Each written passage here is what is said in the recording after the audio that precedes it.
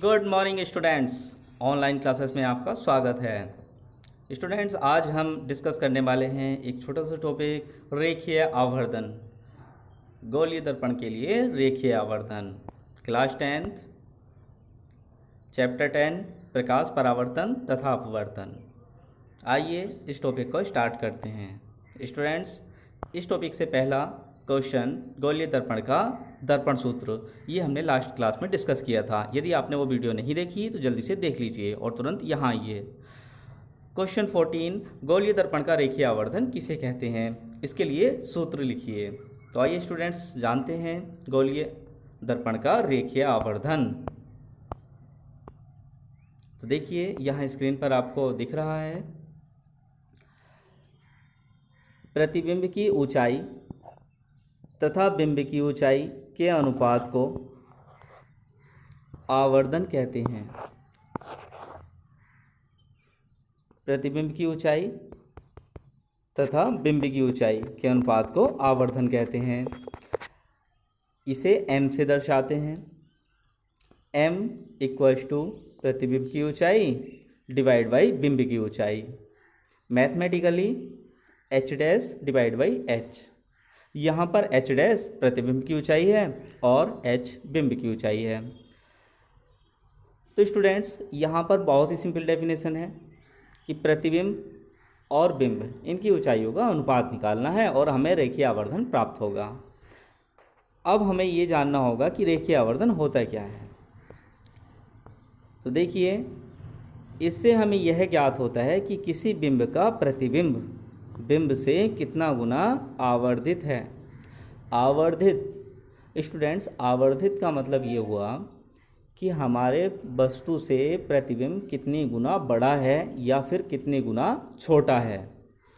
तो बड़ा होना या छोटा होना, उसको हमने एक शब्द कहा है आवर्धित होना।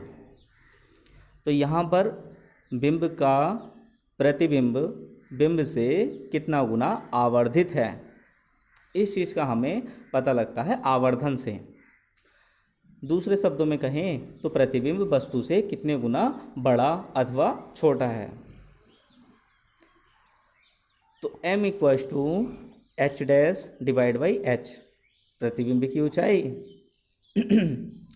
और बिंब की ऊंचाई, इन दोनों के अनुपात। और यहाँ पर एक और फॉर्मूला हमें देखने के लिए मिला है, minus v divide by you.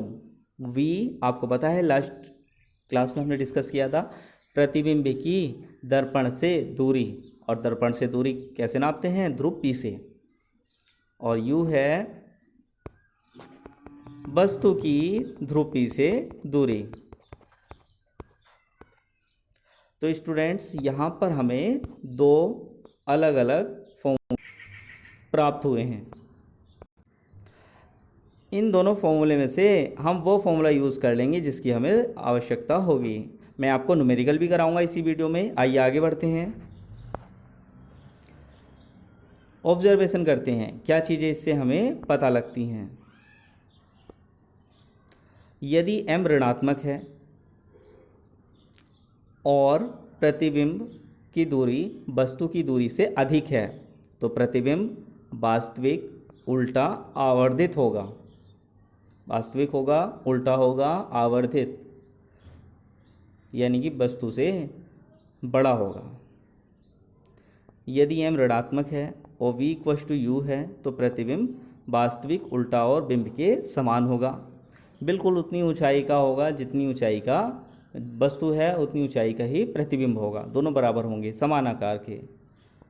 यदि m ऋणात्मक है और v यानी कि प्रतिबिंब की दूरी वस्तु की दूरी से कम है तो प्रतिबिंब वास्तविक भी होगा, उल्टा भी होगा और छोटा भी होगा। अब ये तो रही जब m ऋणात्मक है, ऋणात्मक है और ऋणात्मक है। और क्या होगा यदि m धनात्मक हो जाए? यदि m धनात्मक है तो प्रतिबिंब आभासी और सीधा प्राप्त होगा। इस अवस्था में प्रतिबिंब आवर्धित होगा, क्योंकि v is greater than u, v u से अधिक है, इसलिए प्रतिबिंब आवर्धित होगा। आइए आगे बढ़ते हैं। समरी। तो स्टूडेंट्स, पिछली क्लास में हमने गोलीय दर्पण का दर्पण सूत्र स्टडी किया था। 1/f equals to 1/v plus 1/u। अब आइए इसमें समझते हैं f क्या है। यहाँ पर f ध्रुव से मुख्य फोकस की दूरी है, यानी कि फोकस दूरी। u बिंब की दूरी है, वस्तु की दूरी। v प्रतिबिंब की दूरी है। दर्पण से प्रतिबिंब कितना दूर प्राप्त हो रहा है। इस वीडियो की छोटी सी समरी समझते हैं। इफ़ m ग्रेटर देन 1, यदि आवर्धन 1 से अधिक हो तो प्रतिबिंब आवर्धित होगा, यानी कि वस्तु से बड़ा होगा। m इक्वल्स टू 1 के इक्वल्स हो जाए तो बिंब और प्रतिबिंब की आकार दोनों समान होंगे। और m लेस देन 1 तो प्रतिबिंब वस्तु की तुलना में छोटा होगा। प्रतिबिंब वस्तु की तुलना में छोटा होगा। आइए आगे बढ़ते हैं। अब दूरियां मापना सीखते हैं। स्टूडेंट्स आपको न्यूमेरिकल भी कराएंगे और न्यूमेरिकल आपको खुद भी करने हैं, तो इस चीज़ को बड़ा ध्यान से समझें। एग्जाम में न्यूमेरिकल बहुत स्कोरिंग पार्ट होते हैं और आते भी हैं, और आप कर लेते हैं तो आपको पूरे पूरे मार्क्स मिल जाते हैं। तो आइए स्टूडेंट्स इसको समझते हैं। बिंब की ऊंचाई h को हमेशा धनात्मक लेते हैं। प्रतिबिंब की ऊंचाई h को यदि प्रतिबिंब वास्तविक है तो ऋणात्मक लेंगे, क्योंकि वास्तविक प्रतिबिंब हमेशा उल्टा बनता है। ऐसा ऑब्जर्वेशन हमने की थी जब हमने अवतल और उत्तल दर्पण से प्रतिबिंब बनाने की 6 स्थितियां और 2 स्थितियां सीखी थी। आइए अगली बात सीखते हैं कि प्रतिबिंब अगर आभासी है तो प्रतिबिंब की ऊंचाई धनात्मक होगी। प्रतिबिंब की दूरी v, इसको कैसे मेजर करेंगे। यदि प्रतिबिंब वास्तविक है तो ऋणात्मक होगी, और अगर प्रतिबिंब आभासी है तो धनात्मक होगी। ऐसा क्यों? क्योंकि वास्तविक प्रतिबिंब दर्पण के बाईं ओर मिलता है और बाईं ओर की दूरियां हमेशा ऋणात्मक होती हैं, जबकि आभासी प्रतिबिंब दर्पण के दाईं ओर प्राप्त होता है और ध्रुव से दाईं ओर की ओर मापी जाने वाली दूरियां धनात्मक होती हैं। तो कारण आपके सामने स्पष्ट है। आइए आगे बढ़ते हैं। बिंब की दूरी u, ये हमेशा ऋणात्मक ही रहेगी। ऋणात्मक क्यों रहेगी? क्योंकि कार्तीय चिन्ह पद्धति के अनुसार बिंब वस्तु को हमेशा बाईं ओर रखा जाता है और ध्रुव P से बाईं ओर नापी जाने वाली सभी दूरियां ऋणात्मक होती हैं। आगे बढ़ते हैं। फोकस दूरी f, यदि ये अवतल दर्पण है तो ऋणात्मक होगी, क्योंकि अवतल दर्पण का फेस इस तरीके से होता है, तो बाईं ओर नापे जाने वाली दूरियां ऋणात्मक होती हैं। जबकि उत्तल दर्पण के केस में ये धनात्मक होगी, क्योंकि उत्तल दर्पण इस प्रकार से होता है और फोकस दूरी इधर होती है। तो स्टूडेंट्स, यदि आप इस चीज़ को समझ गए हैं तो अब हम आगे बढ़ते हैं, उदाहरण करते हैं। इस उदाहरण से आपको स्पष्ट हो जाएगा कि एग्जाम में न्यूमेरिकल किस प्रकार से आते हैं और हमें किस प्रकार से करने होते हैं। पिछली वीडियो में दर्पण सूत्र सीखा था, उसका प्रयोग भी हम करेंगे। इस वीडियो में आवर्धन सूत्र पढ़ा है, इसका प्रयोग भी हम करेंगे। तो आइए बढ़ते हैं। एक व्यक्ति का चेहरा शेविंग मिरर से 20 सेंटीमीटर है, 20 सेंटीमीटर दूर है। शेविंग मिरर आपने देखा था, जो अवतल दर्पण की लास्ट स्थिति होती है, लास्ट स्थिति जिसमें वस्तु फोकस दूरी और ध्रुव P के बीच में रखी होती है।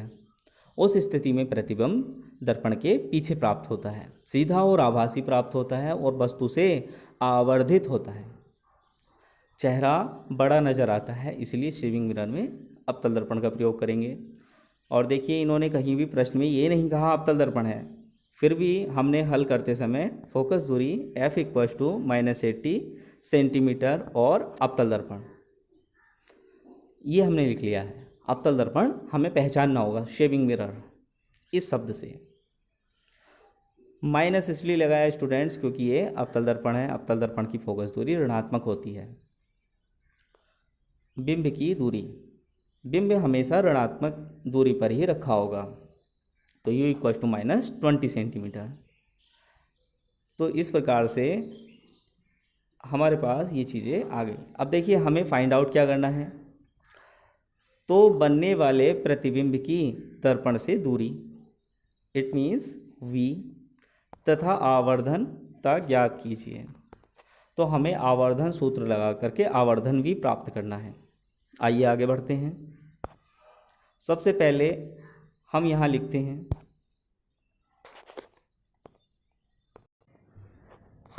स्टूडेंट्स, सबसे पहले हम लिखते हैं दर्पण सूत्र से। दर्पण सूत्र आपको पता है क्या है, 1/v plus 1/u equal to 1/f। यहाँ से हमें चाहिए 1/v की वैल्यू, तो 1/v equal to 1/f minus 1/u। जिसकी वैल्यू हमें चाहिए होगी हम उसे दूसरी साइड ले जाएंगे, और दूसरी साइड ले जाने पर ये ऋणात्मक हो जाएगा। ठीक, तो इस प्रकार से हम आगे बढ़ते हैं। आइए आगे समझते हैं। 1/v, और यहाँ हम f की वैल्यू लगा रहे हैं -80, u की वैल्यू -20, और बाकी सब चीज़ें वैसे ही रहेंगी। बीच का साइन ऋणात्मक है तो ऋणात्मक ही रहेगा। 1/80 प्लस 1/20, प्लस क्यों हो गया, ये आप मैथ में पढ़ चुके हैं। जब ऋणात्मक और ऋणात्मक चिन्ह आपस में एक साथ आ जाएं, गुणा में हो, तो ये चिन्ह और ये चिन्ह आपस में गुणा होकर माइनस गुणा माइनस प्लस हो जाते हैं। तो यहाँ से माइनस और माइनस ये हो गए प्लस। आइए आगे बढ़ते हैं। इन दोनों का एलसीएम 80 होगा। एलसीएम मैंने आपको बताया है वो संख्या होती है दोनों संख्याओं से जिसमें भाग चली जाए, कोई रिमाइंडर ना बचे, कोई शेष ना बचे, तो वो हमारा एलसीएम होता है। इन दोनों का एलसीएम 80 होगा। 80 इसलिए होगा क्योंकि 80 से भी 80 में डिवाइड हो जाएगा और 20 से भी 80 में डिवाइड हो जाएगा। फिर हम क्या करते हैं, इस 80 से एलसीएम में डिवाइड करते हैं, 1 आएगा, उस 1 की मल्टीप्लाई न्यूमरेटर में करते हैं और हमारे पास फिर से 1 आएगा, और साइन माइनस का है तो साइन माइनस का ही आएगा। इसी प्रकार से हम दूसरी बार 20 के लिए भी करेंगे। 20 से 80 में डिवाइड करेंगे, 4 आएगा, उस 4 की 1 में मल्टीप्लाई करेंगे, फिर से 4 आ जाएगा, और साइन पॉजिटिव है तो पॉजिटिव आएगा। तो आइए आगे बढ़ते हैं। और आपको ये भी पता है -1 और +4 ये होते हैं +3। इसका आंसर हमें मिला है 3/80, बट ये वैल्यू v की नहीं है, ये है 1/v की वैल्यू। तो हम दोनों का इन्वर्स करेंगे, अपोजिट करेंगे, इन्वर्स करेंगे, न्यूमरेटर को डिनोमिनेटर में और डिनोमिनेटर को न्यूमरेटर में।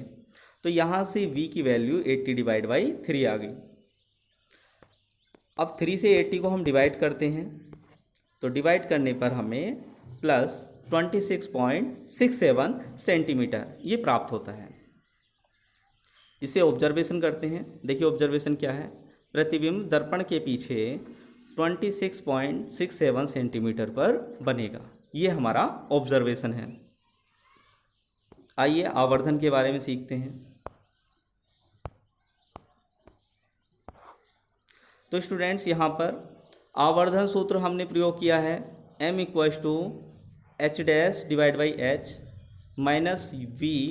-v/u। अब इस सूत्र में v और u की वैल्यू हमें पता है, ये वैल्यू हम लगाएंगे। देखिए निगेटिव साइन अपनी जगह है, निगेटिव साइन अपनी जगह है यहाँ, तो निगेटिव लगा लिया, और v की जगह 26.67 जो कि हमें प्राप्त हुआ था अभी अभी, और u की वैल्यू -20, ये हमें क्वेश्चन पेपर में दी गई है, क्वेश्चन में दी गई है। तो यहाँ से हम डिवाइड कर लेंगे, माइनस से माइनस कैंसिल आउट हो जाएगा, या फिर कहिए माइनस से माइनस को डिवाइड करने पर माइनस प्राप्त होगा, और जब इनको आपस में डिवाइड करेंगे तो हमारे पास वैल्यू मिलेगी m इक्वल्स टू प्लस 1.33। यहाँ से ऑब्जर्वेशन कंक्लूजन निष्कर्ष ये है कि प्रतिबिंब आभासी है, सीधा है, बिंब से बड़ा है और कितने गुना बड़ा है, 1.33 गुना बड़ा है। तो आवर्धन हमें यही बताता है कि प्रतिबिंब वस्तु की तुलना में कितना आवर्धित है, बड़ा है अथवा छोटा है। स्टूडेंट्स, ये तो रही इस न्यूमेरिकल की बात। मैं आपसे एक प्रश्न पूछता हूँ कि यहाँ पर लिखा है प्रतिबिंब आभासी है और सीधा है, इसका किस चीज़ से पता चला? इसका पता चला धनात्मक होने से। और वस्तु बिंब से बड़ा है, इसका कैसे पता लगा? इसका पता लगा क्योंकि m की वैल्यू 1 से ग्रेटर है। तो स्टूडेंट्स, आइए आगे बढ़ते हैं और इस टॉपिक को यहीं रखते हैं। अगले टॉपिक में हम इसके NCERT के कुछ न्यूमेरिकल्स डिस्कस करेंगे जो हमारे उदाहरण के तौर पर दिए गए हैं या फिर एक्सरसाइज में दिए गए हैं।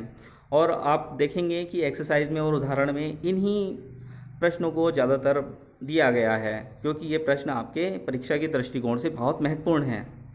तो इस वीडियो का काम आप आज अभी कर लेंगे, इसको काम को हम पेंडिंग नहीं छोड़ेंगे क्योंकि इससे हमें आने वाले समय में बहुत लॉस हो सकता है। तो स्टूडेंट्स, घर पर रहें, पढ़ते रहें, सुरक्षित रहें और इसी आशा के साथ धन्यवाद। जय हिंद, जय भारत।